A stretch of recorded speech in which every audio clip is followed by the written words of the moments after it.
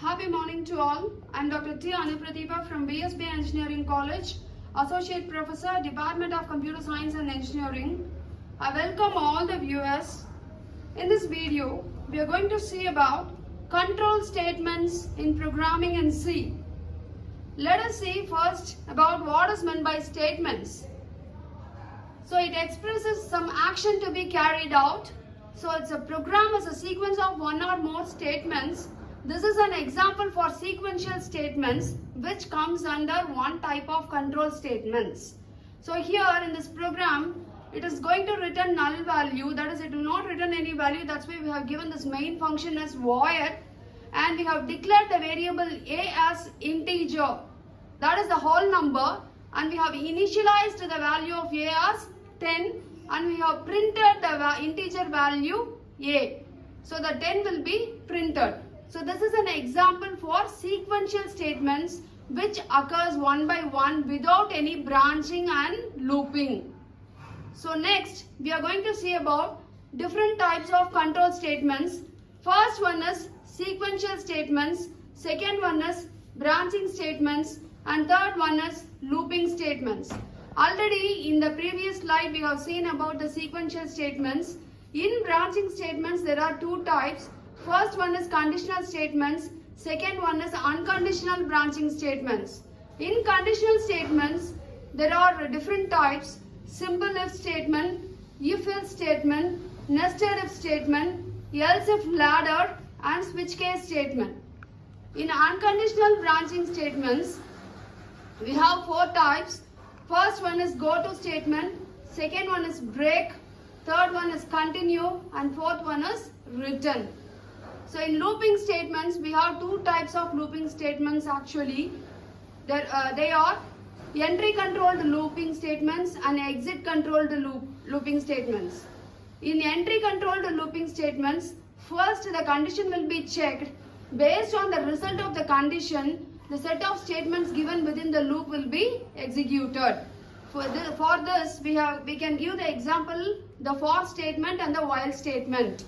Whereas in case of exit controlled looping statement, even though the condition is false, the set of statements given within the do loop will be executed at least once. So this is do while is an example for exit controlled looping statements. So next we are going to see about decision making and branching statements, which is used to specify the order in which statements are to be executed. That is based on the condition, the control branches to true part or else to the false part. So this is what is happening in decision making and branching. So the decision making and branching statements are simple if statement, if else statement, nested if statement, if else, that is this is ladder if statement, and switch case statement. First we will see about simple if statement. If this is the general format or syntax for a simple if statement. If the condition is true, then the particular statement given, that is the control will be transferred to the executable statement which is given within the curly brace or next to the if statement, simple if statement will be executed. So for example, we are comparing two values A and B. In the right hand side I have given an example. If A is greater than B, then the value of A will be assigned to C. Even we can also do this within the curly brace, and we can print the biggest value. Next, we can try a code for this. So this is the main function which is going to return the integer value. So if you give int main, then at the end of the program you have to give the return statement, otherwise it will show error. So here pin is the integer number, integer value that is declared. So we are getting the value of pin as input, and if the pin value is equal to 1, 2, 3, 4, it will print the word proceed, and then it will print home. If you are not giving the app pin number, then the proceed will not be printed. Just you can go to home. The home alone will be printed. The word home alone will be printed. So you can see the output in the right hand side. There are two test cases. In the first case, I have given the correct pin and it is proceeding and we can enter into the home. In test case 2, we are entering the pin wrongly and we cannot proceed, so we are entering into home directly. The next one is if-else statement. So we have two parts in this one, that is true part and false part. If of condition statement 1, else statement 2. If the condition is true, the true part is statement 1 will be executed, else statement 2, the false part will be executed. So we will try a code for this. So here num is a integer variable. So here I am getting the value of num as input, and if it is less than 0, then actually it is a negative number and it will print it as wrong. Else, if it is a positive number, then it will print it as correct. So I have given two test cases, one negative number and positive number at the right hand side as minus 45 to be wrong and 123 to be correct. And this is an example for nested as well as ladder if. So here in case of nested if, the if statement within if, that is you will have true part and false part with if statement indulged within that. That is what the nested if actually. And in ladder if, you will have the else if scenario. That is if of condition statement 1. That is if the condition is true, the statement 1 will be executed. If the condition is false, then else if condition, next condition 2 will be executed. If it is true, then statement 2 will be executed. Otherwise, the control will be transferred to the else part, that is statement 3. Let us try the code for else if ladder. So this is the main function which is going to return the integer value, and age is an integer variable and you are getting the age as input, and if it is greater than 50, greater than or equal to 50, then it will be printing the value as old. Else, if age is greater than or equal to 35 and age less than 50. So this is the logical AND. So the usage of logical AND is both the conditions must be true. So here if age greater than or equal to 50, the condition is said to be false, then this particular else if condition will be executed.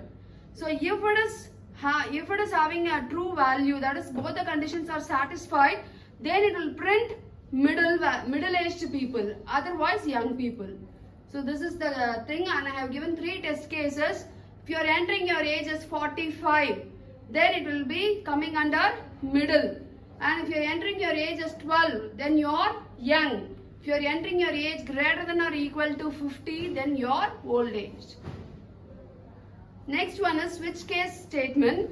So based on the value of the expression, the control will be transferred to different cases, and in default there will be some statement. If the cases are not matched with the value of the expression, then the default statement will be executed. We will try the code for this. So choice is the integer variable, the whole number. So we are getting the choice as input. So if the choice is 1, then it will print Monday. If it is 2, it will print Tuesday. So likewise 1 to 7 days of the week will be printed based upon the choice, the value of the choice which you are giving as input. So in default, if you are giving some other number apart from 1 to 7, then it will print please enter between 1 to 7. So this is the example for switch case statement, and that's all about the decision making and branching statements. And next we are going to see about the iteration, the looping statement, decision making and looping. So here this iteration statement is used to execute set of statements repeatedly until condition holds true. There are 3 types of iteration statements. First one is for, second one is while, and third one is do while. As already I said, for and while comes under entry controlled loop, and do while comes under exit controlled loop. So this is the syntax for loop. So we are going to initialize the value in the initialization part, and we are going to check the condition in condition part, and we are going to increment or decrement the value of the variable which we have initialized and used for checking in the condition. So if these criteria are matched, then the statements given within the for loop will be executed. So the control variable is used to control the number of repetitions, that is redundancy, the more number of appearance. So here we can initialize the control variable I as the value as 1, and the condition can be checked as I less than or equal to 10, and we can increment or decrement the control variable based on the programmatic usage, that is the logical thing. So now we are going to see a case and try the code. We can print the values from 1 to 50. We will try the code for this. So this is an integer main function in which I is an integer variable, and we are going to print the numbers from 1 to 50. So within the for loop, I have initialized the value of I as 1 in the initialization case, and in condition I am checking till I is less than or equal to 50. I am going to increment the value of the variable I plus plus, that is I is equal to I plus 1. So it will print first the I value will be 1. Again and again in each and every iteration the value of I will be incremented until 50. I less than or equal to 50 it will print, and finally the control will come out of the loop and it will print the last statement in the program over, and it will come out. Next one is while statement. So we can initialize some values, and if the condition is true, the set of statements given within the while loop will be executed. If you want to do repeated text to be printed or repeated some actions to be performed, then we can go with this while of condition, while statement, which is an entry controlled loop. And next one is do while statement. So this is an example for exit controlled loop. So here, even though the condition given within the while of condition, that is if it is said to be false, at least for once the set of statements given within the do loop will be executed. So here first the set of statements given within the do loop will be executed once, and finally at last it will be checking the condition. If it is true, again and again it will go for the loop. If it is false, then in default the set of statements will be executed at least once. So next we will see about the unconditional branching statements. So here it's unconditional transfer jump instruction, that is it's nothing but go to, the syntax is go to label. We have to specify the label in the program somewhere else. For example, A colon printf end. In this program I have given label in the last statement of the program, and I have given in the for loop for I equal to 1, I less than or equal to 5, I plus plus, we can print 1, 2, but if the value is incremented to 3, then the control will be transferred to the label A, and the statement given within the label A will be executed. So it automatically will print end. So this is an example for go to statement. And break statement, it terminates the loop. So here immediately when it is encountered, so here the break statement is used with decision making statements such as if else switch statement. So in switch statement in default we will be using for each and every case there will be break statement. So here it terminates the loop. Whenever that case is executed, it will come out of the loop. The control will be coming out of the loop. So this is the thing, and certain examples are given here. So this is one more programmatic example for break statement. So if I is equal to 3, it will break and it will come out of the loop and it will print over. So continue statement, it is a jump statement that can be used only inside for loop, while loop and do while loop.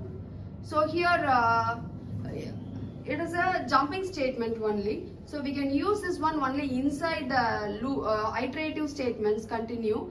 So it is to, it will skip the particular iteration and it will continue with the next iteration based on the condition, based on checking the condition. So here in this example program, if you see, if within the for loop I have checked the value of I. If it is the value of I equals 3, then that particular iteration will be skipped. That is 3 will not be printed. So in the right hand side you can see the example. I mean 1, 2, the 3 is skipped. So the main usage of continuous statement is the skipping the particular iteration. For skipping the particular iteration, we are moving with the continuous statement. And finally, return statement. So this is used to return the program control from called function to a calling function. So here in the main function, it is a calling function because you are calling the subfunction square of x and you are calculating the square value. So here, why we are moving towards this function and why we are returning the value using the return statement means, if you want to perform addition, once it's okay, we can give c is equal to a plus b and we can move on. But repeatedly for 1000 or 2000 or 10,000 times, if you want to perform the same addition, then you are going for the functions. You can write a small function and whenever you need to sum the values, you can call that subfunction and then you can sum and the particular subfunction will be returning the called value so that you can get the formal values assigned to the actual arguments. So these are all certain examples and thank you so much.